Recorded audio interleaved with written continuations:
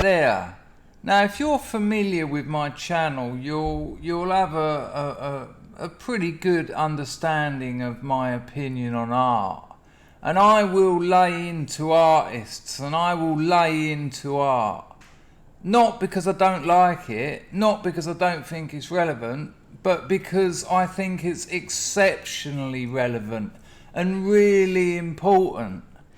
Because if you haven't got artists working in any area really, visual, audio, if you haven't got artists working in these areas, creating cultural artifacts that will stand the test of history, then our history of images and sound or whatever is going to be dominated by corporations, is going to be dominated by marketing. This is what makes someone like Andy Warhol interesting and relevant. You know, Andy Warhol as a body of work, you know, Andy Warhol isn't a person really, it's a body of work, and it's almost invisible. It's almost invisible because it's just America. It's copies with no original. It's stuff we'd already seen. He had other people do the actual graft, making up the screen prints. You know, it told us something about the era. In Frederick Jameson's book, The Cultural Logic of Late Capitalism, he looks at the difference between Vincent van Gogh's painting of a pair of peasant shoes and Andy Warhol's diamond dust shoes print, and how each work as a historical symbol, as a cultural artifact, tells us about the political, cultural, historical arena in which it was made. And comparing the two also tells us about the difference in those fields in general, not just in art. Look at the change in politics between here and there. Look at the change in culture between what was considered a masterpiece or a successful piece then, and what was considered a masterpiece now. What does that say about what would it have been about 1890 Van Gogh, and what does it say about 1968? I think it was probably with Andy Warhol's diamond dust shoes. So I actually love art. But if it hasn't got a political, historical function, it's irrelevant, it's useless, it means nothing. So I don't attack art because I don't like art. I attack art because on the whole it fails. Now add to that, The Guardian, and Lord knows what a catastrophe of information we're being plied with. You know, I haven't read this whole review, but I don't need to. I've read enough of it to know that they're taking something that's a body of work that, in my eyes, is largely irrelevant, and making it more irrelevant. They're diluting the diluted. You know, it's the barbaric meaninglessness of most cultural production is sort of spread thick and heavy by The Guardian, because of course they adore it. They adore this meaninglessness. They thrive on it. They need it. You know, they can't actually start getting into the guts of it, because then they start approaching truths, and that doesn't support the utopian view of the future. That doesn't support ideas of progress. When you start scratching, when you start doing more than superficial surface, I don't even want to use the word analysis, because it sort of doesn't count in this example. You know, whoever wrote this thing, Adrian Searle, You know, probably knocked it up while he was eating his Weetabix one morning. Oh, I better get that in by today. Just say some nonsense about Chuck Close.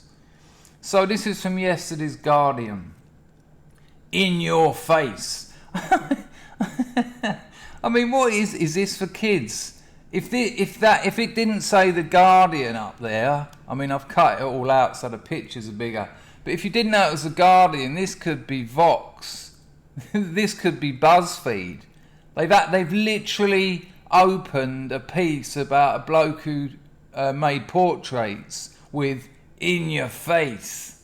It's just good. What this is bourgeois, leftist, utopianist thinking, and this is their treatment of contemporary art.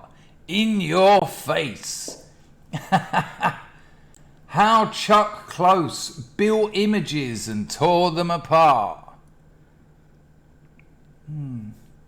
Face blindness, there's a word for that. It's an illness, isn't it, where you can't recognise different people. Face blindness meant that photorealist artist who has died aged 81 had to dismantle and reconstitute, making every cell of his pixelated portraits even more dramatic. That doesn't mean anything. It doesn't mean anything. I'm struggling to. I've learned nothing. I've become more stupid, and I mean that. You know. I mean, I know it's a bit of a meme that you go to university these days and come out thicker, but he had to dismantle and reconstitute to make every cell of his pixelated portraits even more dramatic. In your face. And, you know, bear in mind what you just read. There's one of his works. Well, that reconstitution and dismantling every cell has really made that even more dramatic. Hasn't. It's irrelevant. And ironically, and I wasn't going to go down this route, but I'm sort of, you know, you can't ignore the facts. That looks like marketing. That bears the stain of Warhol. Looks like a marketing advert. Looks like, what, is this a new album by the Fleet Foxes or something? Is this Mumford and Sons interview? And underneath it, what you looking at? Chuck Close, big self-portrait, 1968. There you go. So working around at the same time as Warhol. No surprise there. So when I say it looks like marketing, and when I say Warhol is, in a sense, invisible, much like that work, it just becomes part of the blur of advertising and marketing, which has invaded almost all of public space now. That entire aesthetic. Anyway, let's read on. Hugely enlarged, Chuck Close stares back at you from behind his glasses, a cigarette lodged in the corner of his mouth. It is a face with a "what you looking at" stare, and you look back, dwarfed by his image, thinking, "get out of my face" in return. Now that's not art criticism. That isn't someone telling you about that piece of work. That's someone telling you what to think. They're literally telling you how you respond to that. They're telling you, look, that's incredible. And you might think that this is sort of nitpicking, but it's there. This isn't nitpicking. This is ironically, again, this is what's actually staring me in the face is this journo telling me what I'm thinking. It says it here. and you look back. What, eh? How do you know? Psychic of the world. You know, his opening gambit, this first paragraph, is telling everyone how they respond to this work. You look back, dwarfed by his image, thinking, get out of my face in return. That could only be true if everyone was the same. That could only be true if we all interpreted things in the same way. That could only be true in a utopian communist future. That's where you all agree on what something means. That's when you all agree on what an artistic piece of work says. At which point it loses its historical and political and social role and function. Whew. Taking us from the top of his head to the sprouting chest hair via every pore and bristle. I mean, is this porn? The artist's unkempt, anti-grooming and non-coiffure, the trickle of smoke exhaled from his nostril. Close's 1967 to 68 big self-portrait charts every centimetre of his black and white photograph, which was gridded, enlarged and copied onto the canvas, then painted using a spray gun. I mean, it sounds like a review of a pop song, a pop album. You know, this is pop. This is pop culture. This is pop art.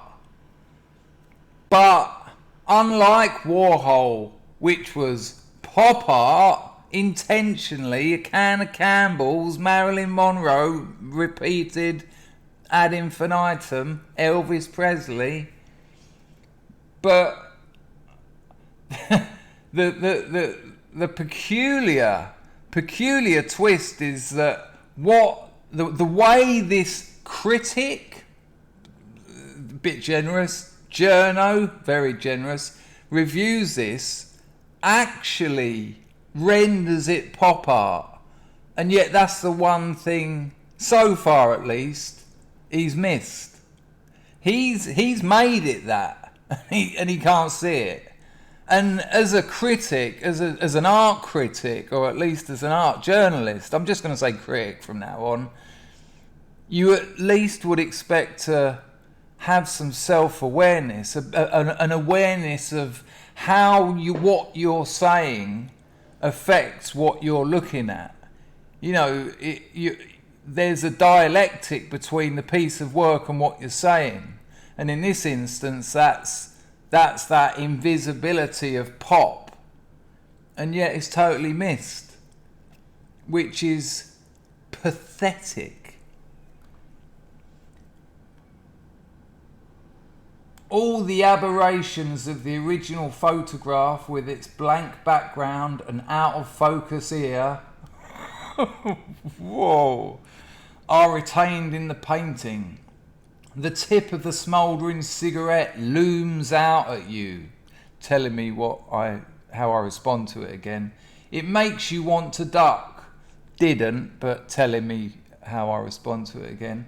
Why can't he speak in the first person? Why can't he say it made me want to duck, as in him, made him want to duck, loomed out at him? Nah, this is what this means. That's my job. I'm telling you what it means. Painted when Close was in his late 20s, the self-portrait was Close's big move, both calling card and confrontation. Close, who has died at 81, devoted all his subsequent energies to portraiture, photographing and then painting his contemporaries and friends. Sculptor Richard Serra and composer Philip Glass among them. Close went on to portray painter Alex Katz, Cindy Sherman, another artist much concerned with the self-image, Kiki Smith, Roy Lichtenstein, pop artist, Robert Rauschenberg, Jasper Johns, they're all there, Cara Walker, Lorna Symptom, actor William Defoe, musician Lou Reed, and the great and the good, including Presidents Bill Clinton and Barack Obama. Celebrity. In some ways, one might compare his portraiture to Warhol's, except that Close was much concerned with the grid.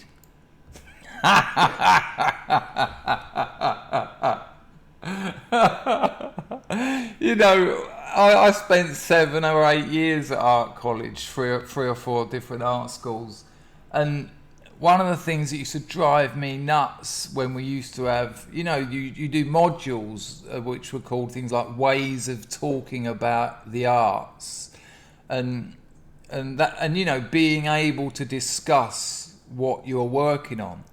And all the time you'd have artists saying, I'm really interested in the sort of juxtaposition between the public space and dramology or chronology, and I'd be like, what?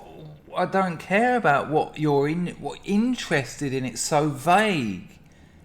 It has no meaning. It's like me saying, I had a lovely dinner. I was really interested in my sausages when I dipped them in the ketchup. You know, where's the sense of this being a cultural artifact? Where's the sense of this having a message, being a statement about the world around it? Where's its role and function? I mean, you could compare this geezer to Warhol, except Close was much concerned with the grid. The grid. Because he literally drew grids on the photos. That's the end of the comparison with Warhol, because he was much concerned with the grid in transposition and manners of description. Don't feel like you're not intelligent if you don't understand what manners of description means, because it doesn't mean anything. Let's read the whole sentence. In some ways, one might compare his portraiture to Warhol's, except for Close was as much concerned with the grid in transposition and manners of description as he was with personality or status. Oh, really?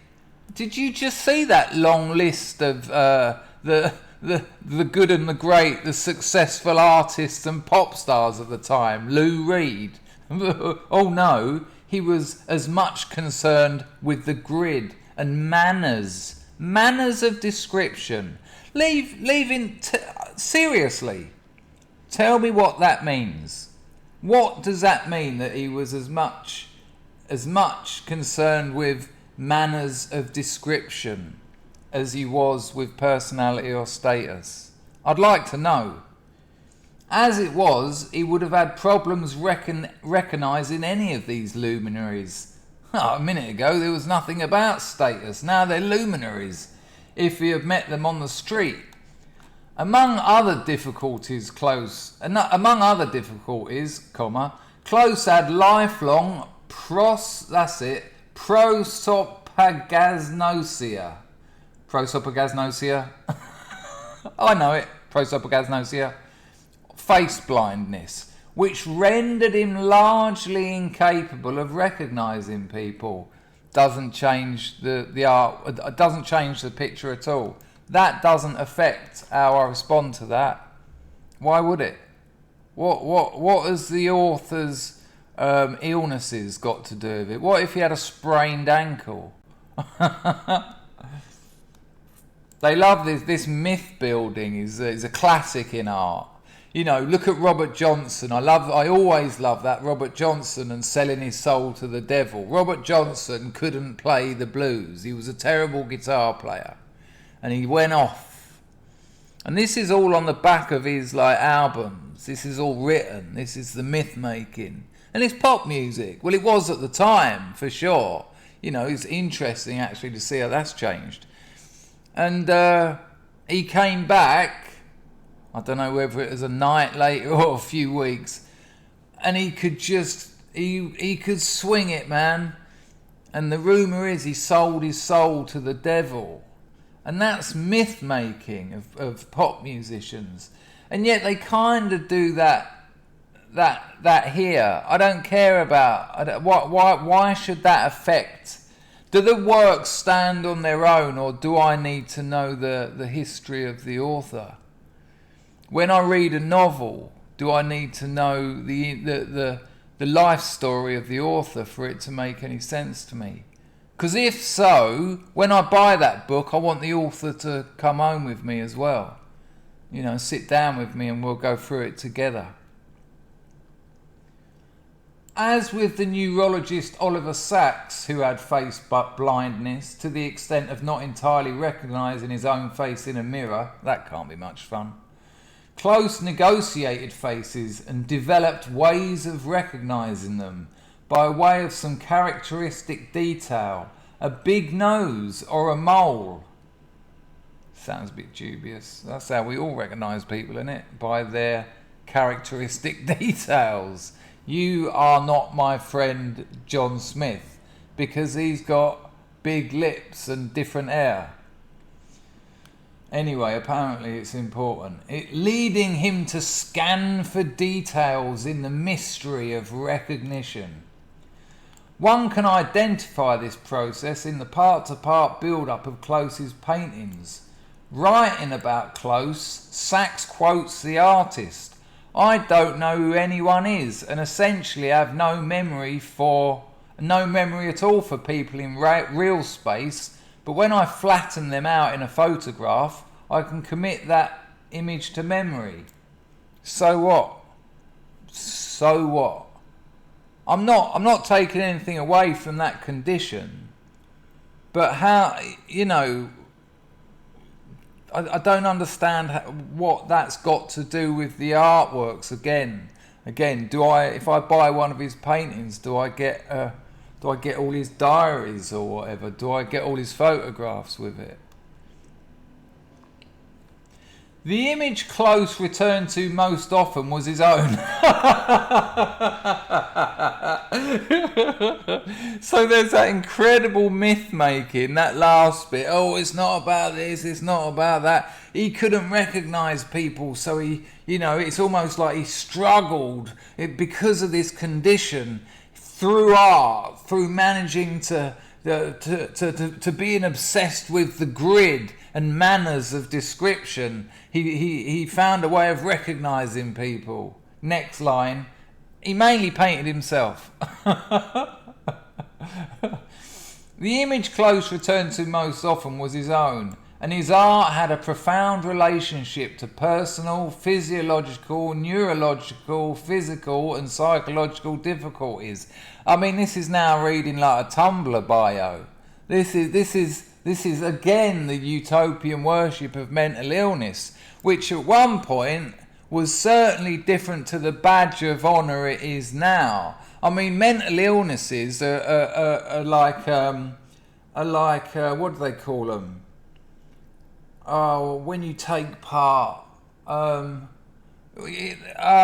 the phrase? It's a trophy for taking part. There's a phrase for it. You know, you don't have to win, you just have to take part. That's what this is like now. This is incredible. Oh, here we go, there's even more. Dyslexic. What? Hang on, I ain't reading his books. What? Dyslexic and suffering from muscle weakness. He also spent a year in bed with a kidney complaint as a child. What? What the fuck?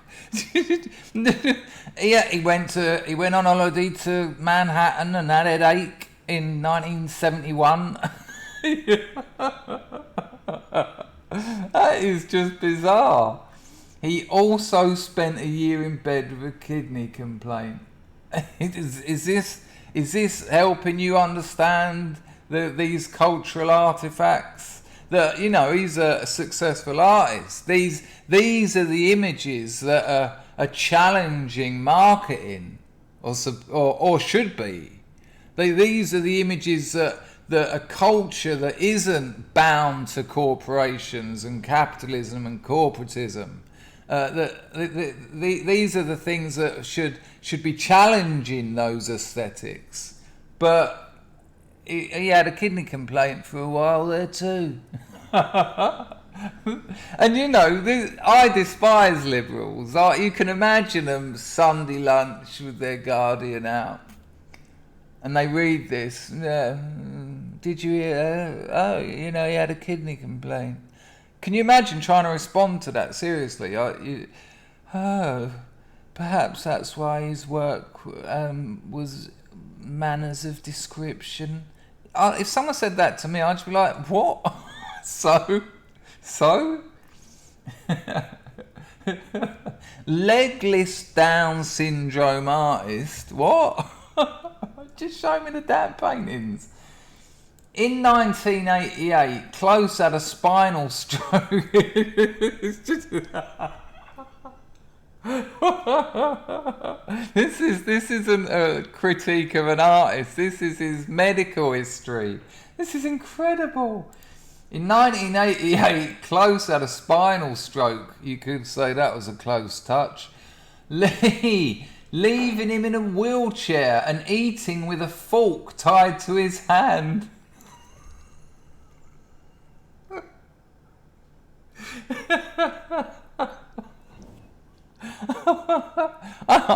I'm not laughing at that poor geezer, by the way. I'm just thinking. I just, you know, the sort of accidental comedy of the way liberals think.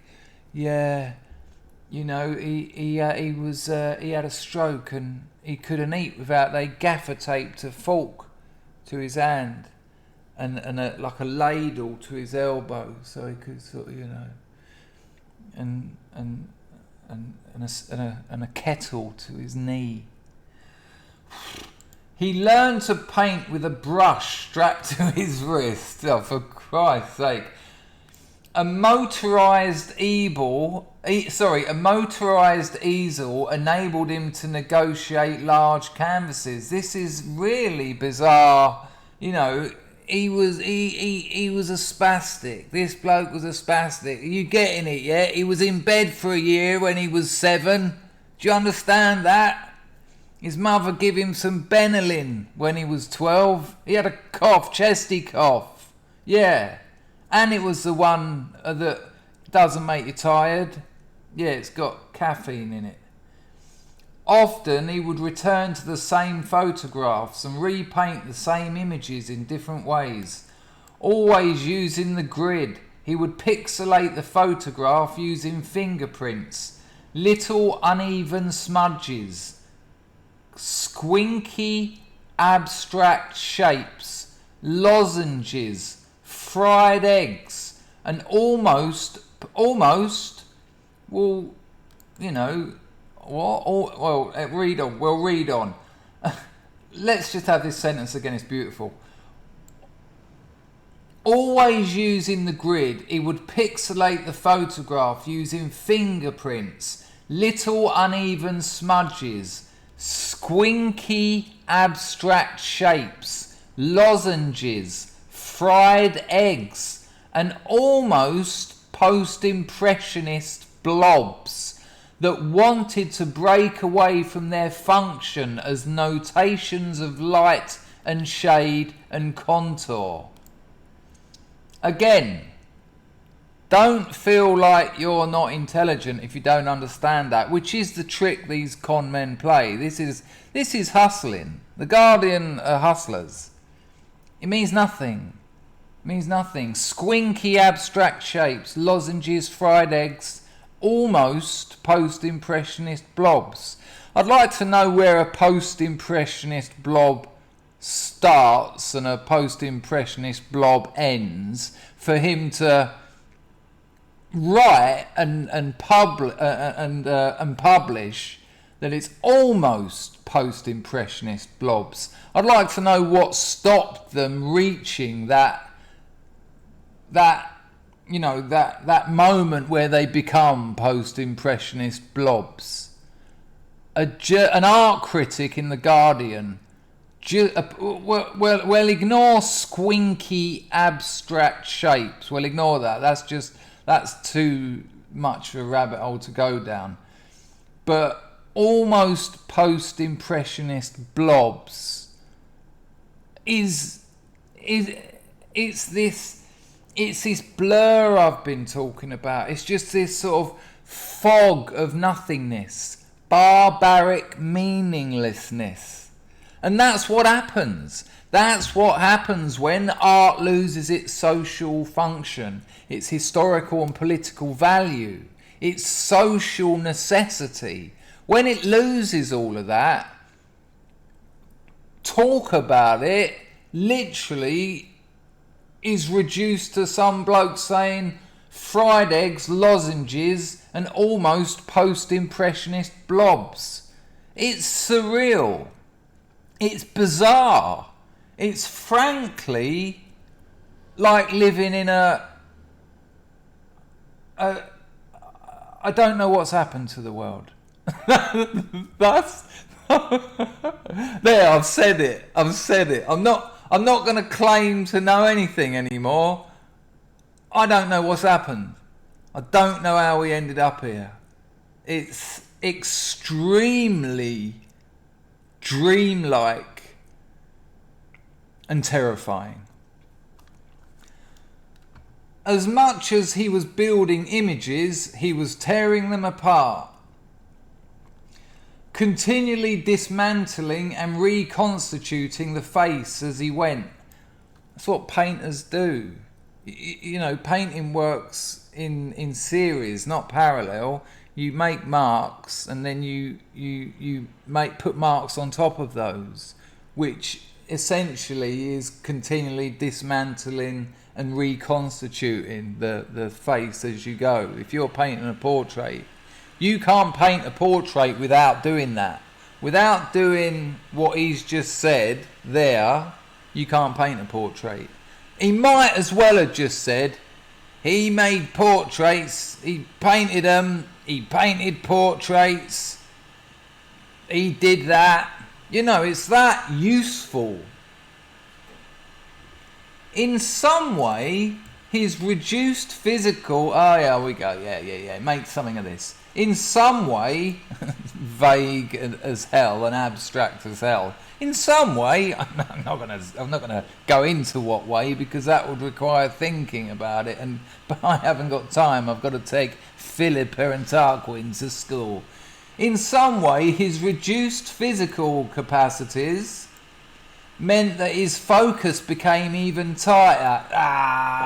Blind people have got amazing hearing. No, they haven't. That's a myth. This is ridiculous. In some way, his reduced physical capacities meant that his focus became even tighter, making the painted events in each small cell of the pixelated grid an even more dramatic singularity.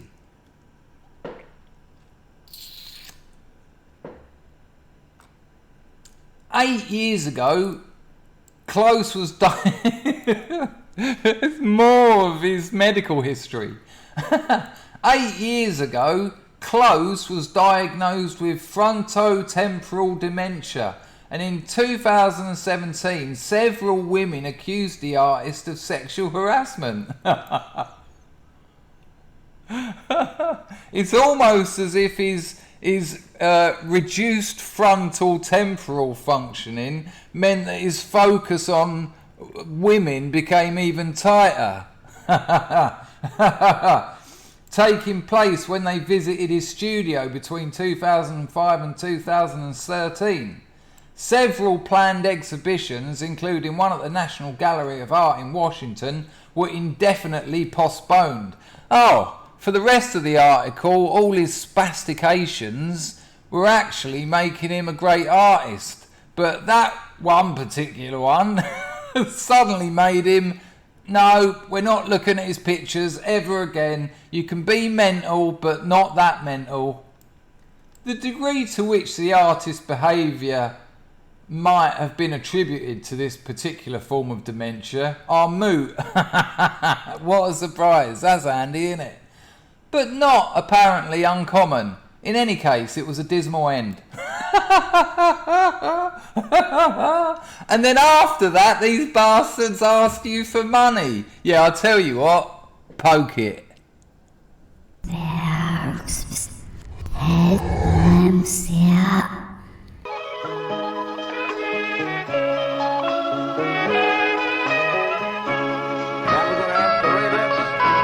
do the next two.